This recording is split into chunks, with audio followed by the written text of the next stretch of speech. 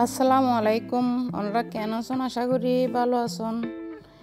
বেকে এখন আর বাসাত কিছু আজমি শরীফুত্তুন হুজুর এসছি ওই বাপ ছেলে জুনাইয়াত হুজুর। এখন আরা জেলে আরা অনেক আপ্যায়ন করে। আরা 16-17 জন অনেকজন মানুষ খুব ভালোভাবে সুন্দরভাবে আপ্যায়ন করে। আরা এখন আরার বাসা তাইবার আগে ওরা ডাহাইছি বিভিন্ন জায়গা তোরা দাওয়াত থার অন ফোন গজ্জে আইব ওরা কি খাইব কি হন আইটেম সাদা ভাত মাছ এভাবে হই। এখন আর ব্যাগ আইটেম গড়া গিয়ে হুজুরুল্লাই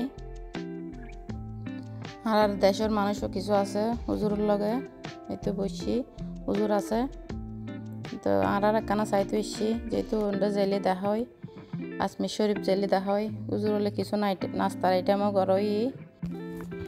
আসলে হুজুরের নাম আর হাম হুজুর তো ব্যাগ আইটেম নহা এক আইটেমের তো একটু একটু লই। এখন এনার বড় নন্নসের বড় ছেলেও আছে ও আর মেজু ভাইও আছে। এখন ওরা আছে